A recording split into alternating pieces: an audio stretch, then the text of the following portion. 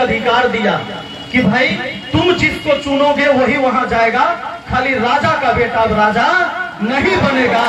यह व्यवस्था को खत्म किया गया। लेकिन हमारी लोकतांत्रिक व्यवस्था इतनी कमजोर है कि हम सबसे पहले धर्म में बंट जाते हैं, धर्म में बंटते हैं, उसके बाद हम पार्टी में बंटते हैं, पार्टी में आने के बाद फिर जाति में बंटते हैं, फिर क्षेत्र में बंटते हैं, और इसी का नाजायज फायदा उठाता है नेता सब। नेता सब फायदा कैसे उठाता है कि भैया हिंदू खतरा में है तो मुसलमान खतरा में है, तो कभी यादव खतरा में आ जाएगा, तो कभी राजपूत खतरा में आ जाएगा। खतरा में कोई नहीं है, जब पहले नहीं था तो अब कैसे हो जाएगा, आगे कैसे हो जाएगा। जिस दिन हम ये बात समझ जाएंगे उस दिन उस सबका कुर्सी खतरा में आ जाएगा। इसलिए ये डर हमारे अंदर बैठाया जाता है कि भैया हम सब खतरा में हती। हम यादव हैं तो हम सोच लेते हैं कि कैंडिडेट कौन कौन खड़ा है, तब पता चला कि एगो मुस्लिम खड़ा है, एगो जो है पासवान खड़ा है, एगो यादव खड़ा है, एगो राजपूत खड़ा है। तो हम अगर यादव है तो हम इस सोच कर देते कि यादवे के वोट दी है, तो फिर पता चलता है तो क्रिमिनल है, तो क्रिमिनल है उससे की भेलै है तो अपन जात न, अरे कुछ है तो अपन है, इस सोच कर वोट करते हैं।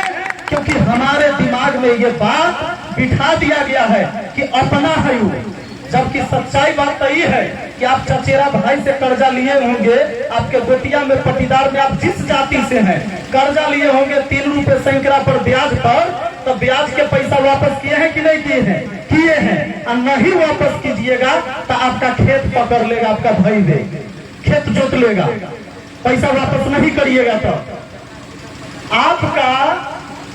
आपके जाति में, आपके समाज में कोई अमीर आदमी है तो जेकरा पास बढ़िया पैसा है तो वो अपना बाल बच्चा के बढ़िया स्कूल में पढ़ाता है, बढ़िया से खाना पीना होता है।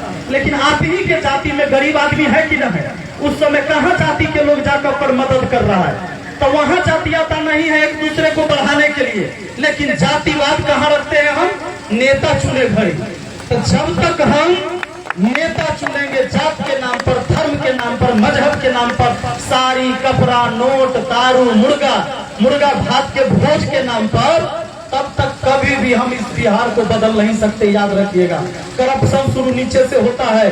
खाली हम सोचते हैं कि करप्शन ऊपर से हुआ, हम कहते हैं नेता जातिवाद करता है। नहीं, नेता से पहले जातिवाद हम और आप करते हैं। बताइए कैसे? एक भी नेता स्टेज पर खड़ा होकर कभी ब्राह्मण समाज के नेता कभी कहे कि हमरा खाली ब्राह्मण के वोट चाहिए, बाकी कोई जात के वोट ना चाहिए? यादव कभी खड़ा होकर कहा कि हमरा खाली यादव के वोट चाहिए, काहे कि हम यादव नेता हती? ना, नेता को वोट सबका चाहिए, लेकिन जनता को नेता उसके जाति का चाहिए। तो जब आप बबूल का पेड़ आप बो रहे हैं तो आम कहां से फरेगा? 5 साल तक कहते रहते हैं कि आम फरिए नहीं रहा है, आम फरिए नहीं रहा है। सबसे पहले जरूरी है मानवता और इंसानियत को जिंदा करने की। अगर इंसानियत हमारे अंदर जिंदा हो जाएगा, हमें किसी जाति के लिए लड़ने की जरूरत नहीं होगा। हम एक शिक्षक हैं, भले ही हमको लोग पिछली बार मुखिया का चुनाव लड़वा के जिता दिए, हम काम किए, हमारे यहाँ एक भी स्कूल नहीं था जिसके अंदर शौचालय और 4 दीवारी था। एक भी स्कूल नहीं था, सारे स्कूल बिना 4 दीवारी के था, दीवार से लेकर छत तक झड़कर गिर रहा था, शौचालय स्कूल में नहीं था। बच्चियां स्कूल में जाए, अगर उसको शौच जाने की जरूरत हो तो फिर स्कूल से निकलकर घर जाना होता था उसको, तब फिर वापस आना है स्कूल में। ऐसी व्यवस्था थी। जब हम इस 4 साल के अंदर आए, अब कोई ऐसी स्कूल नहीं है जहां शौचालय नहीं है, जहां 4 दीवारी नहीं है, जहां गेट नहीं है, जहां पेंट प्लास्टर रंग नहीं है। वो सारी व्यवस्था हमने अपने स्कूल के अंदर करवाया। शिक्षा पर सबसे पहला काम किया। हमारे गांव में भी, हमारे पंचायत हर साल बाढ़ के पानी से पूरा खेत डूब जाता था। मैंने कुछ दिन पहले वीडियो भी डाला, मुखिया बनने से पहले की वीडियो देखिएगा। मेरे घर में, मेरे गांव घर में जब लोग रहते थे चौकी पर चौकी डाल के इस बाढ़ के टाइम में, अब ऐसा कोई खेत नहीं है जहां का धान का फसल नदी के पानी से डूब जाएगा। बया नदी के किनारे था, विधायक नहीं बनवाता था, मुखिया सब नहीं करवाता था उसका काम। टोटल काम करवाए कि चूड़ा मीठा बांटने से अच्छा है कि धान अगर खेत में बढ़िया हो जाए तो केकरो चूड़ा मीठा के लिए इंतजार करना होगा क्या? नहीं ना होगा। हमारा धान का कटोरा हमारे खेत में है, नेताओं ने हमारे हाथ में कटोरा पकड़ पकड़ाकर सड़क पर खड़ा कर दिया। ऐसी व्यवस्था नहीं चाहिए। आज आप छात्रवृत्ति योजना बढ़ा दीजिए, आपने दुगना कर दिया, 400 के 800, 1200 के 2400, 1800 के 3600। इससे शिक्षा व्यवस्था नहीं बदलेगा जी। बच्चा तो जाहिर है स्कूल में, लेकिन आप बताइए आपके स्कूल के अंदर की व्यवस्था क्या है? स्कूल के अंदर की व्यवस्था बताइए। किसी भी नेता और अधिकारी के छत जो है झड़ के नीचे नहीं गिरता है, लेकिन स्कूल का छत जो है झड़ कर नीचे गिर रहा है। अब जाकर देखिए, स्कूल में 4 दीवारी नहीं, स्कूल के अंदर शौचालय आज भी नहीं है। बहुत सारे ऐसे स्कूल हैं। टेक्नोलॉजी की पढ़ाई कहां से कहां चल गया जमाना।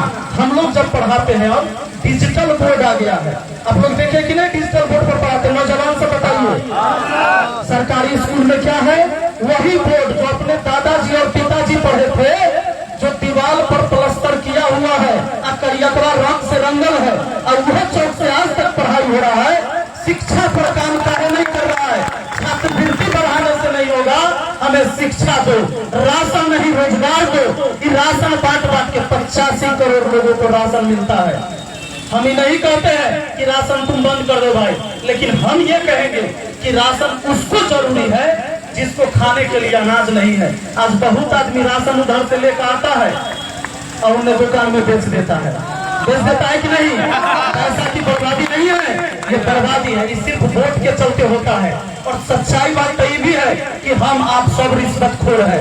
हम नेता अधिकारी को रिश्वतखोर कहते हैं, हम सब रिश्वतखोर है। एक पार्टी या कोई सरकार, वर्तमान सरकार खाली ये कह दे कि इस बार जब हमारी सरकार बनेगी तो सबसे पहले हम राशन जांच करवाएंगे, राशन कार्ड। जो भी अवैध व्यक्ति राशन ले रहा है, अमीर आदमी राशन ले रहा है,